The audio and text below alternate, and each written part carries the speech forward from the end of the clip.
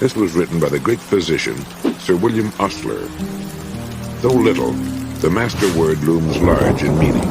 It is the open sesame to every portal, the great equalizer, the philosopher's stone which transmutes all base metal of humanity into gold.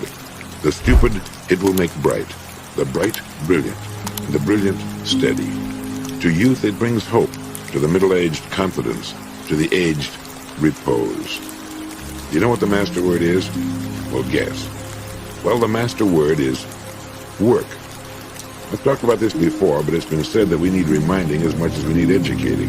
Human beings have the strangest and most perverse tendency to take the best parts of life for granted. In fact, the human being has the capacity to take anything, no matter how great it might be, for granted once he becomes used to it. The actor in front of the cameras, the captain of a great ocean liner, the man at the controls of a giant earth-moving machine, the writer, the painter, the mother, all seem to let the charm and excitement of their work fade after a while, until it becomes as humdrum to them as candling eggs.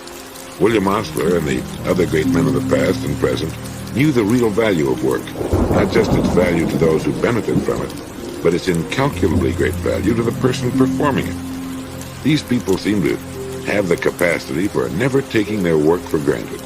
Instead, they found it filled with interest and reward, and became great because they did. I was talking not long ago with a top executive of one of our major oil companies. He had started his career working as a helper in a service station of the company whose nationwide sales he now directs. Why did he happen to see so much opportunity, adventure, and reward hidden in what the average person would consider to be the most menial and interesting work? It makes you wonder how many young men in the same work today are looking beyond the gas tank they're filling or the windshield they're cleaning. And it makes you wonder, too, how a person can take his most precious possessions for granted until they become dull and dreary or lose their charm and become uninteresting. His loved ones, his home, his health, his abilities, and his work. What happened to the excitement of the first days, when his wife, his home and children, and his work were new in his life? Greatness and peace and happiness are not proper ends for any human soul to set for itself. They are the byproducts of a life that has held steady like a ship at sea to some true course worth sailing. In other words, if the course to which you're holding is right, everything else you want becomes byproduct. Some true course. How does a person find some true course worth sailing? I remember some time back a man came to me for advice on how he might become a popular, sought-after platform speaker. He told me he enjoyed making speeches and wanted to make a career of it. I asked him what he wanted to say, and drew a complete blank. It became clear that he was ready to speak on any subject the entertainment committee wanted him to speak on. It wasn't the subject, it was just that he wanted to make speeches. I told him that he'd never become a great and sought-after speaker until he had something he wanted very much to say, something inside of him that burned to get out, that he felt needed telling. Speakers become great because of what they want to say. Greatness follows the zeal of their subject, and it's the same with some other true course worth sailing.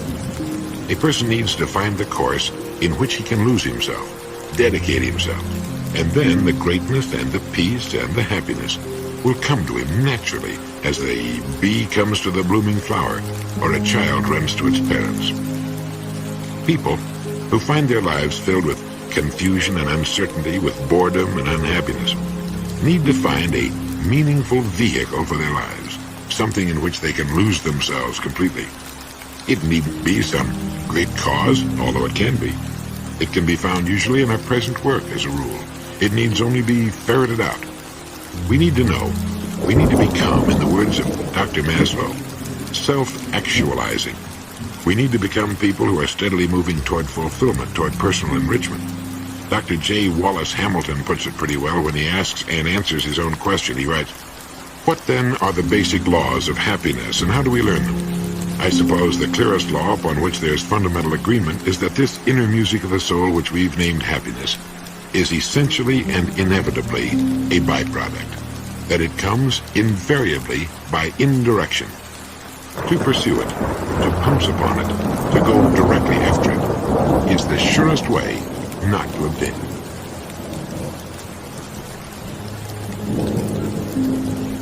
A person should have his roots deep in a great moving current, a moving stream of conscious direction which will keep him on course, sailing steadily toward the destination he's chosen, regardless of the economic and social winds that blow first this way and then that on the surface.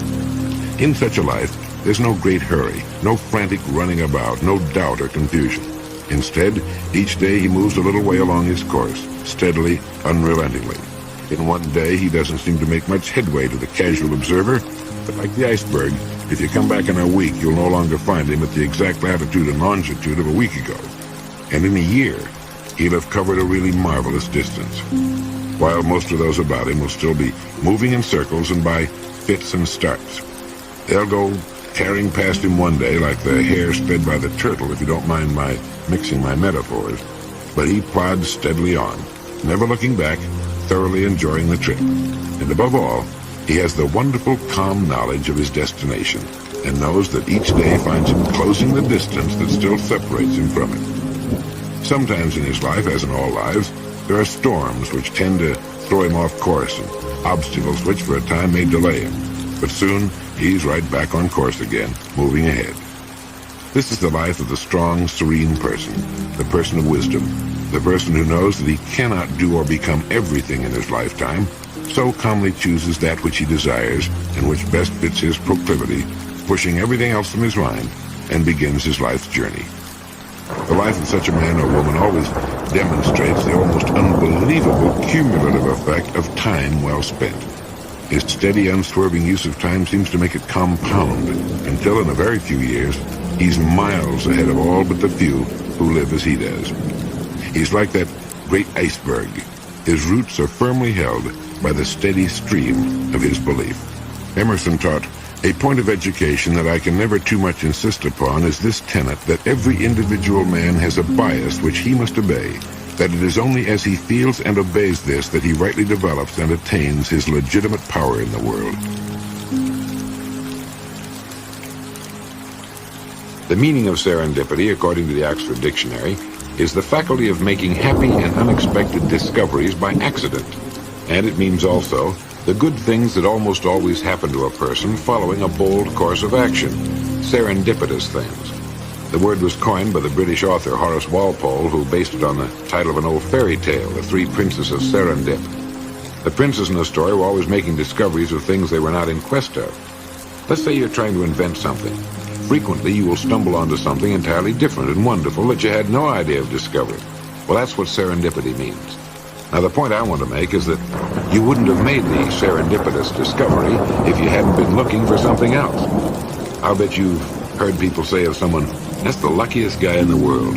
But if you get to know the man, you'll usually find he's a busy, positive kind of individual who's always looking for new and interesting ways of doing things. Someone once defined luck as something you find when preparedness meets opportunity. It just won't happen usually unless a person's prepared for it. There are lots of interesting and pretty wonderful things that would be happening all the time to a lot more people if people weren't such stick-in-the-muds as a rule. Take the person who hates his work, for example. There are millions of people, I suppose, who actually loathe the work they're doing. But they stay with it because of some warped sense of security. Now, if they'd find out what it is they really love to do and prepare themselves for it, they could cut loose from what they're doing now, and the minute they do, this word serendipity comes into action. The good things that happen to a person following a bold, positive course of action. It's frequently found that a lot of boredom and frustration in our work comes from not knowing enough about it. You'd be surprised at the number of people who know only their own job, and that in a limited way, and who have no idea what's going on in the rest of their business. Frequently, a person in any given line of work can find interest, challenge, and just the job he's looking for right in his own business or industry if he's just taken the time to find out more about it. One of the greatest explorers who ever lived, Captain James Cook, began as an ordinary seaman. In 4 years, he'd learned enough to become a master of his own ship, and later made the discoveries that, of course, made him famous. A happy, successful, serendipitous life, beginning as a common seaman.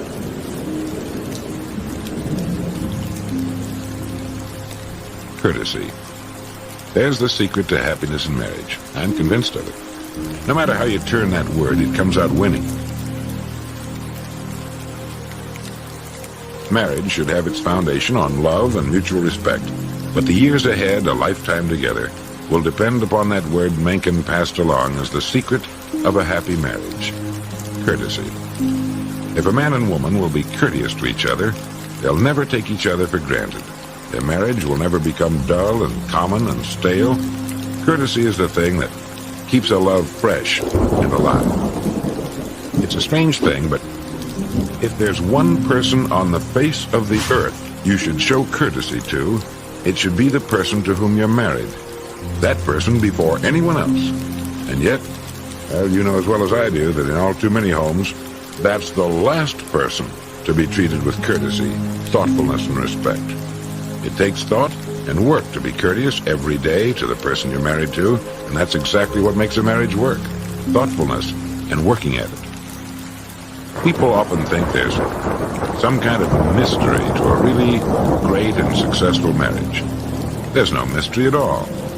Everything operates on the same law: cause and effect. The yard around your house will reflect exactly the care you're giving it. It can return to you in beauty and abundance, no more than you put into it. It's impossible. It's the same with a job, a business, a human life, a marriage, with everything. No secret, no mystery. You can tell exactly, precisely, what people are putting into a marriage by observing what the marriage is returning to them. And the most important ingredient is courtesy. How do you feel toward anyone who treats you with courtesy and respect?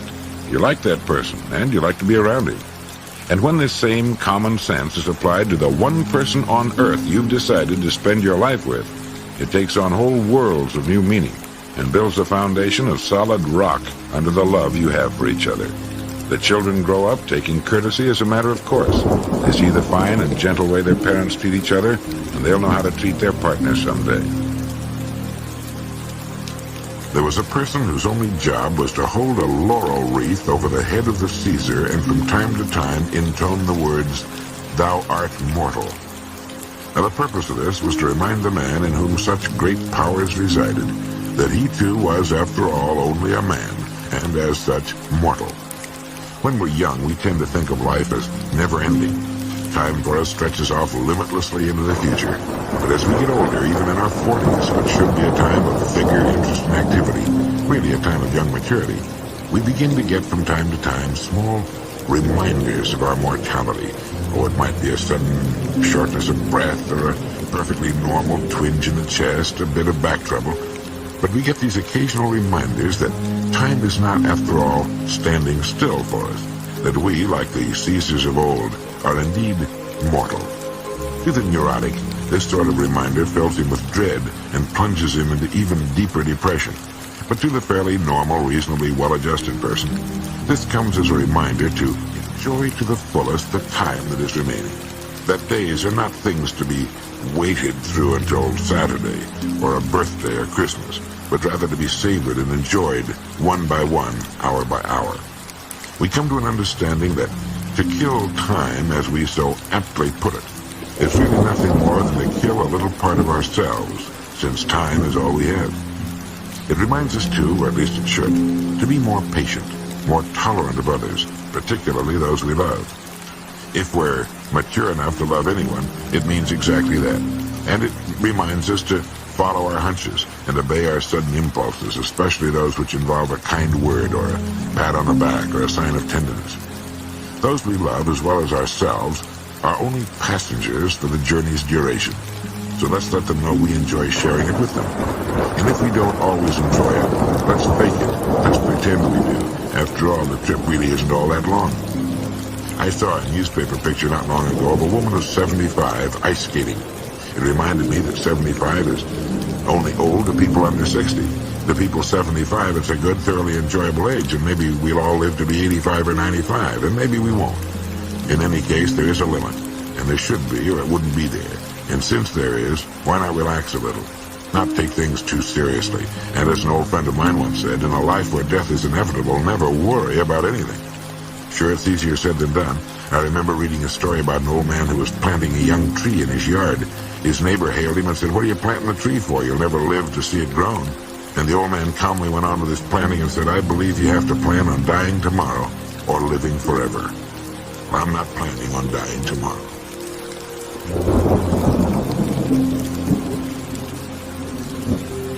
Ever thought much about how much time we waste and unhappiness we bring on ourselves by worrying about the future and reliving in our minds the mistakes of the past? One of the neatest tricks in the world is to learn to enjoy the present, since the present is the only time we'll ever own. Distance is no longer a serious obstacle due to modern means of travel, but time remains unconquerable. It cannot be expanded, accumulated, mortgaged, hastened, or retarded. It's the one thing completely beyond man's control. And while the supply of time is certainly limited for anyone, generally it's squandered as though there's no end to it. The man on the commuter train, bored, waiting to get home, then waiting for dinner, then waiting to go to bed or for a particular television program, and he thus spends his time slightly behind reality, waiting for something that's coming up. And while it'll keep him going, he never or seldom learns to enjoy the time he's using right now. But what it takes seems to be an awareness of living. It means being aware that you're alive at this moment, and that the world and people are interesting enough at any time, so that we needn't waste so precious a thing as time in boredom. If we know where we're going in the future, we can do our work the best we can, give it everything we've got, and we don't need to worry about it or the future.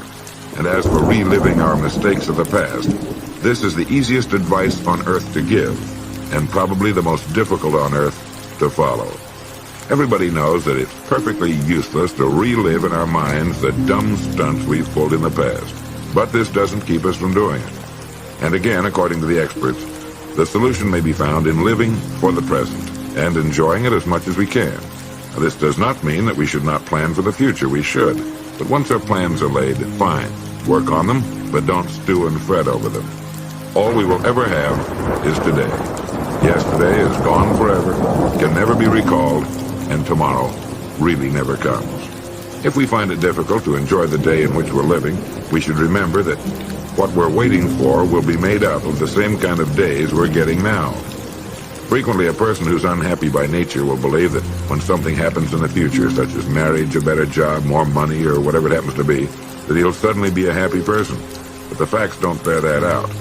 If we're living in the past, or worrying or hoping for happiness in the future, the best thing we can do is ask ourselves, how am I doing with the days I'm getting right now? How am I doing today? It's not how much we have, but how much we enjoy that makes happiness.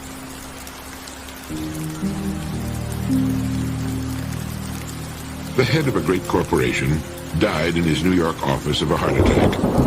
Later, when it came time to clean out his desk and collect his personal effects, a hand fishing line wrapped on a stick, complete with bobber, sinker, and rusted hook, was found in his bottom desk drawer. It was probably the one he had used as a small boy on the farm in the Midwest. Had that relic of younger carefree days represented his real dream of what living was all about? He had gone to school, found a job, got married, worked hard, purchased a home on the installment plan and the other niceties of living. Children had come along, and there was their education to think about. There were the promotions that came from hard work and native ability in the passing of the years. There were the clubs and civic things, the professional associations, the crises on the job and at home. And finally, the top job with a company that had grown very much larger with the passing of 30 years. The top job with its responsibilities to stockholders, employees, customers, research and development, finance.